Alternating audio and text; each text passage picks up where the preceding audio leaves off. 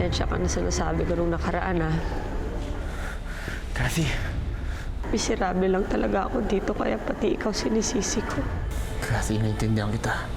Alam mo namang hindi ko kaya magalit sa'yo ng matagal, eh. Mahal na mahal kita, Edward. Masamang tao si Edward. Hindi magagawa ni ate mag-alala para sa kanya. Pero hindi na nakita ko. Kaya nga nakataka si Edward pagkatapos niya akong barilin eh. Tinulungan siya ni Denise. Hinintay niya si Edward bago siya nagmaneho palayo. Hello.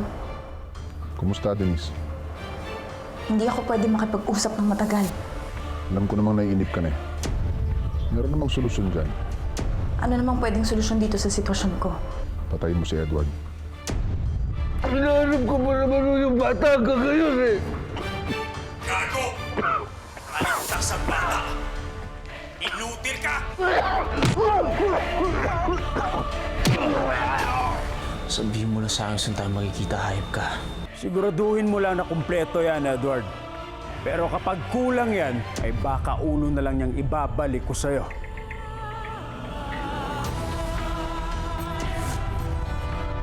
Nasaan ka?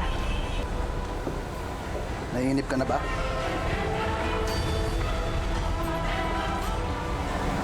Nasaan yung pera? Nasaan yung pera? Tinago ko muna. Ang hirap dalhin eh. Halika, kunin natin. Hindi, teka. Ang ibig ko sabihin na hindi ko pa inaalis dun sa tinutuluyan namin ni Edward. Hindi ako makatsyempo eh. Baka mahuli ako. Hindi ko mo ng paraan na mawala yung ungas na yun. Tapos ako kukuha ng pera.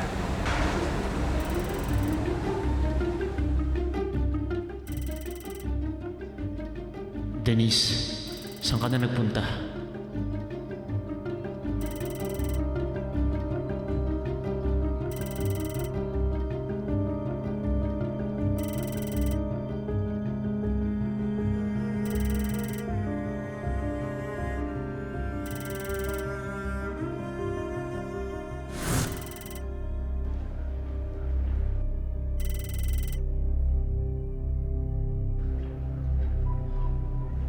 Dito raw sa area na to namataan ng informer si Edward. Kaya talasan ninyo yung mga mata nyo.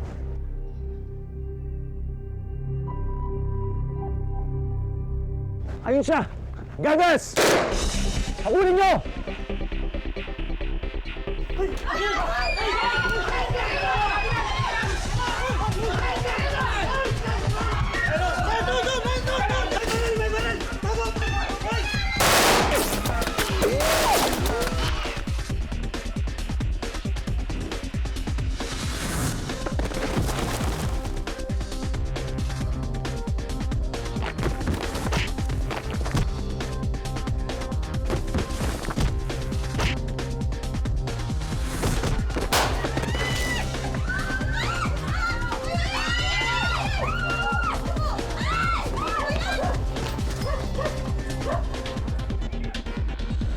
Hold fire!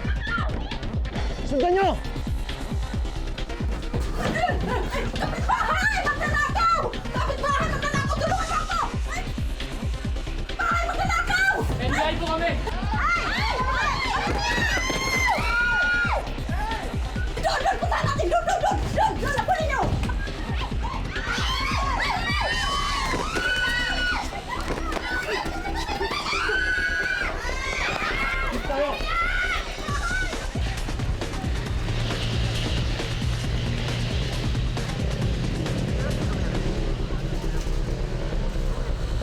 Akala ko pa naman matino kang alagad ng NBI. Yung pala magkaka-interest ka naman sa pera. Sira ulo ka ba? 100 million yun. Kahit sino magkaka-interest doon, kahit ikaw, di ba? Oo nga, pero hindi mo ba naiisip? Hindi ka lang matatanggal sa trabaho, baka makulong pa tayo eh. Wala akong pakialam. Uubusin ko yung perang yun. Ano? Malapit na ba tayo? Sandali, pwede bang ako na lang kumuha? Kala ko ba hindi mo kaya? Eh kasi baka mahuli ka ni Edward eh. Alam naman natin matinig yun, di ba? At saka may tiwala na siya sa akin. Mas madali ko siyang maluloko. Tatawagan na lang kita pag dadaling ko na sa'yo yung pera. Siguraduhin mo lang ha. Hindi mo ako niloloko. Partihan naman kita eh. Gusto mo, magsama tayo. Magsama tayo ubusin pera. Alam mo nung mahal pa rin kita, di ba? Sige na. Tsaka na natin pag-usapan yan. Tawagan na lang kita. Sige, Vera, hatid mo sa akin mamayang gabi. Sige na, umalis ka na. Baka makita ka pa ni Edward eh.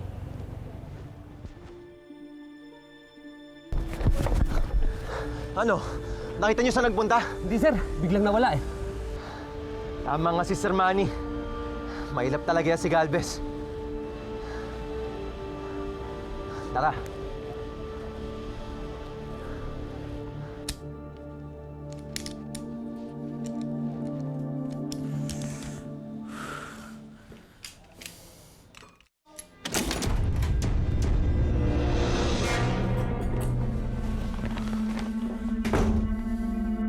Nakita niyo na pala si Edward. Bakit hinayaan niyo pang makatakas? Huwag ho kayong mag-alala.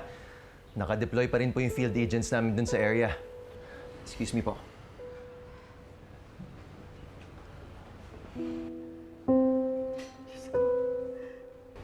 Kumusta na kaya ang apo ko? Nag-aalalangan na rin ako, Lola eh. Hanggang ngayon, hindi ko pa rin siya makontak. Hindi pa nga niya alam na ligtas na si Ryan. Hindi masamang tao si Edward. Ginagawa niya ang lahat para kay Kathy.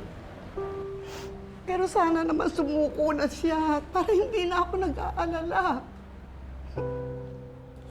Saan ka galing? Namili akong pagkain. Denise, wala kang pera sa lalagyan. Nasaan ang pera?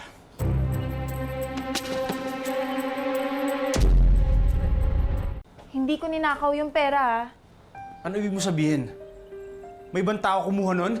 Hindi, ako yung kumuha pero hindi ko ninakaw. Ano ka ba naman? Di ba tinutulungan pa nga kita na hanapin yung asawa mo? Ba't ko naman nanakawin yun? Nilipat ko lang. O, paano pag may naglinis dito? Kung 1,000 nga ninanakaw na ngayon, yung pampera mo, laki-laki. Lagay ko dito.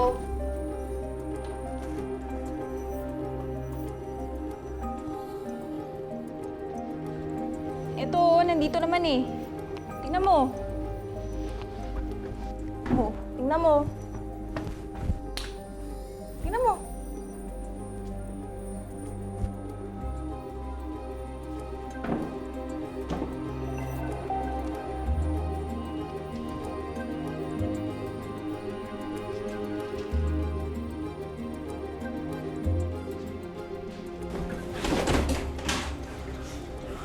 Sabi sa'yo eh, hindi ka naman nanakawin yan eh. Pasensya ka na. Akala ko ninakaw yung pera eh. Alam mo naman kailangan ko yan ngayon. Pasensya ka na rin, hindi ka nasabi kagad. Totoo ba yung narinig ko? Si Kuya Edward daw yung kidnapper? Wala nang iba. Hindi kami nagkamali sa pagkakilala ng daddy mo dyan sa Edward na yan. Pera lang namang Alcantara ang habol niya kay Kathy. Are you sure? Mukha namang hindi magagawa ni Kuya Edward yun eh. Anak, kung ganon, bakit niya dineposit ang pera sa bank account niya? Tuloy parang palabas lang tong buong kidnap for ransom na to sa pagkawala ng ate mo. In reality, all he's interested in is her money. Alam mo naman siguro na kapag hindi ko nadala yung perang yan sa kidnapper, papatay nila asawa ko. Pero hindi lang isang tao mawawala sa akin. Pati magiging anak namin.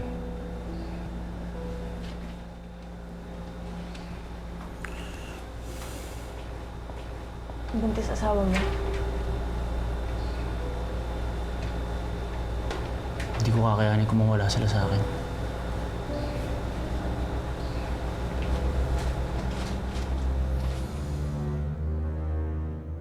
Bale, bumalik na lang kayo dun sa area.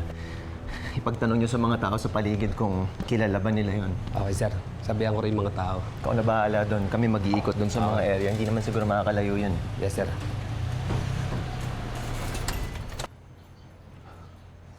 Anong nangyari? Sinuhid na namin ang buong lugar sir, pero hindi namin matunto ng height at mga kidnapper. Ongoing pa rin yung investigation, pero huwag kayong mag-alala. Lalawakan lang namin yung search grid. Parang babagal yun naman kasing kumilos. Pasensya na ho, sir. Nag-aantay din kasi kami ng orders galing sa inyo eh. Huwag niyo sanang mamasamain pero parang parati rin kasi kayong nawawala sa mga operasyon namin eh. Hanap din kasi ako mag-isa. Alam ko naman kaya mo na tong team na to, Daniel. Nakitiwala ako sa'yo. Pwede na nga ikaw pumalit sa akin dito eh.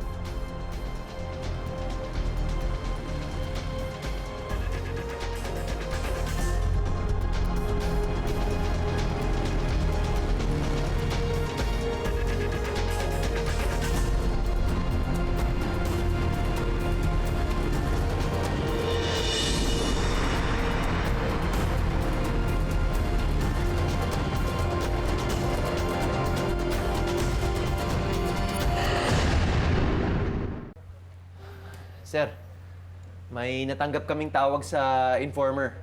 Sabi meron daw dalagitang pakalat-kalat doon sa Pampang kung saan natagpuan to si Ryan.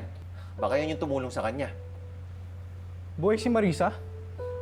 Buti na lang, nakita ka ng asawa ko habang nangingisda siya sa laot. Oo nga po eh. Maraming salamat ho talaga. Sige po, huwag niyo na ho akong yatid sa amin. May hahanapin pa po kasi ako. Oh, mag-iingat ka sa susunod, ah.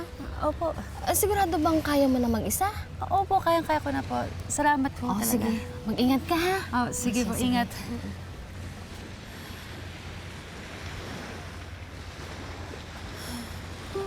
Ryan, nasan ka na ba? Sana ligtas ka. Ano ba ang ginagawa ninyo? Bakit hindi niyo na lang sinasundan para malaman natin kung nasan si Catherine? Sige, kayo na pumunta ron. Hanapin ko si Edward. Pero sir, kailangan namin kayo dun. Oo nga naman, Manny. Mas importanteng mahanap si Cathy kaysa kay Edward. Sige, sige. Kasama ako. Sasama ako sa inyo. Sigurado ma-convince natin si Marisa na tulungan tayo para mahanap yung hideout. Ano ka ba naman? Gusto mo makidap ng mga taong yun ulit? Pero pa, ma, naniniwala pa rin po ako na siya yung makapagturo sa atin kung nasan si Ate Cathy. Ryan, you are not going anywhere. Hayaan mo na mga NBI ang umasikaso. Let's go.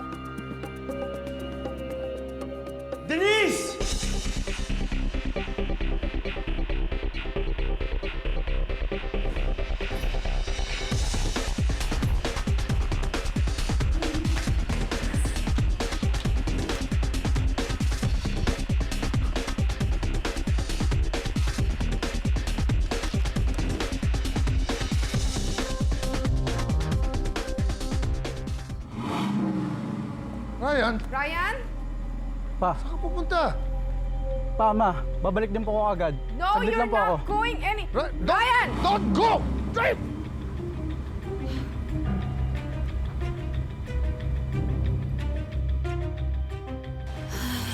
Diyos ko. Sana po iligtas niyo po si Ryan. Okay lang po na kahit ilayo niyo siya sa akin. Basta po, makasigurado akong walang masamang nangyari sa kanya. Marisa!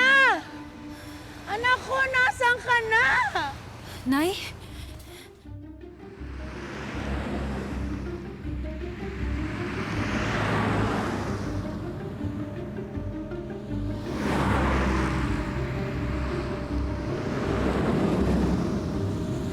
Traitor ka, Denise.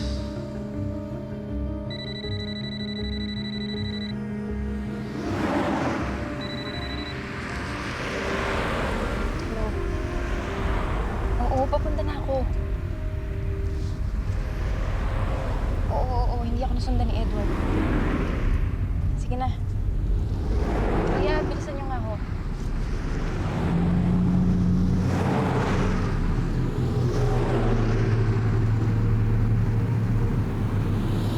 Anak ko, nasan ka na, Marisa? Anong ginagawa mo dito, ha? Halika nga dito. Saan mo? Ricardo. Di ba sabi ko sa inyo? Walang lalabas ng bahay. Gusto niyo talaga ako ipahamak, no? Ricardo!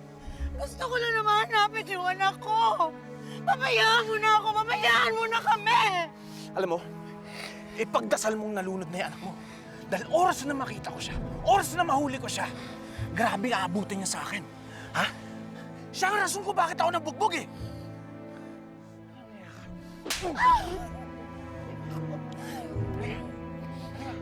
Tayo!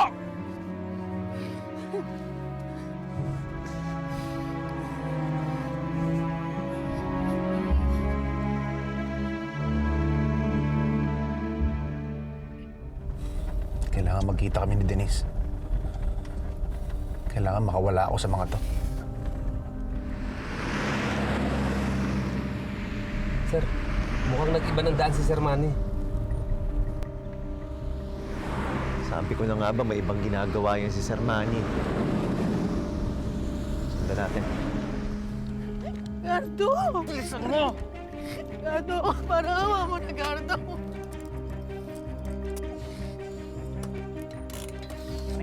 Kina. Huwag kang aalis, ha? Ako nga hanap sa anak mo. Gardo, huwag mong sasaktan na anak ko. Parawa mo na. Ayoko may mayari sa anak ko. Nay, pwede ho ba magtanong? Oh, sige. May nakita ho ba kayong babae dito na kasing edad ko? Ay, oo, iho. Parang may nakita ko kasing edad mo dyan sa looban. Pwede ipagtanong mo na rin. Sige ho, salamat ho ah. Sige. Sana nga si Marisa yung nakita nila. Sana boy si Marisa. Tsaka na lang. Gardo! Gardo! Huwag mong gagalawin ang anak ko! Masasaktan si Marisa! Gardo!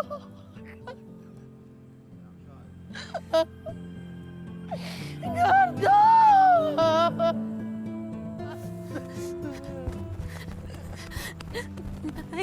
Marisa! Marisa! Akala ko, iniwan mo na ako. Salamat sa Diyos. Salamat. Nay, umalis na po tayo dito. Pakalayo-layo na po tayo. Si Ryan, nasan si Ryan?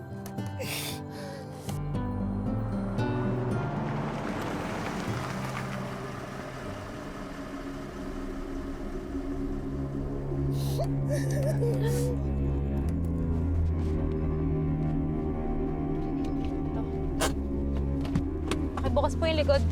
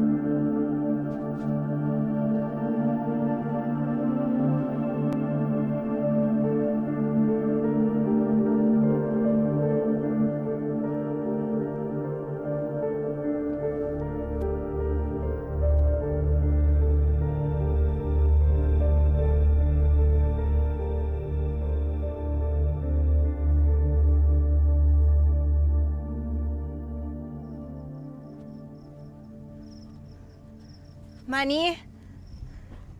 Manny?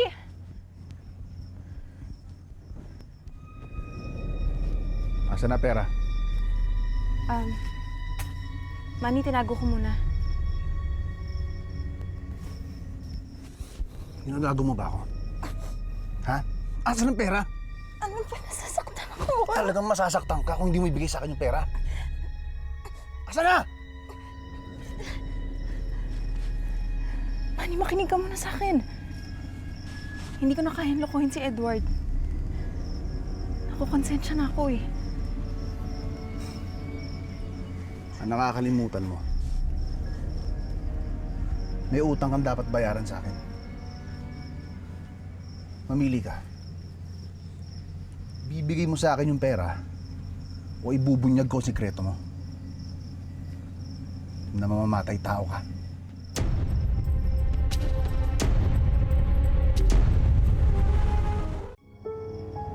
Ano, Denise? Magpapakasasa ba tayo sa pera o sisirain ko buhay mo? Huwag mo ako niloloko ah. Ang sinabi sa akin, sasayaw ako sa bachelor's party. Hindi ako nagbibigay ng private show, alam mo yan? Bakit? Pwede mo naman ako sayawan, ha? Tsaka huwag ka nang umangal. Kikita ka rin naman, eh. Hindi, aalis na ako. Ano ba? Dito ka lang! Hindi nga ako pwede dito. Aalis na ako. Lumayo ka nga sa akin. Ano ba? Tama na! Walang gusto. Sige, lumapit ka sa akin. Hahampas ko sa'yo to.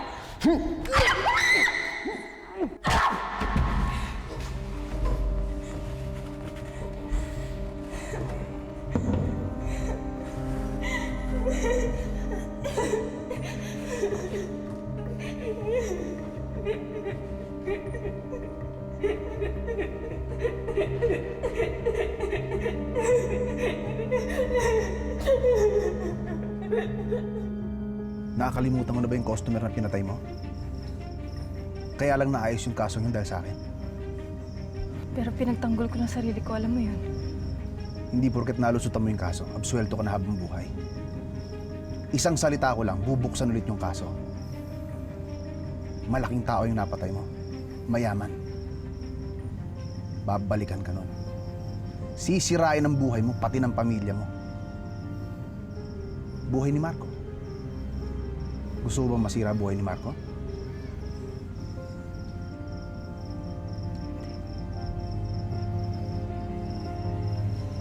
Huwag mo siya idamay dito. Sige na, ibibigay ko na sa'yo yung pera.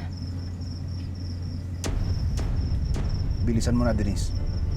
Kunin mo na yung pera. Papartihan na lang kita pag nasa akin, ha? Yan ba matinong NBI agent? Natutokso sa 100 million. Ang natukso. Gusto ko lang kunin yung pera para ibalik sa mga Alcantara. Ako pa niloko mo.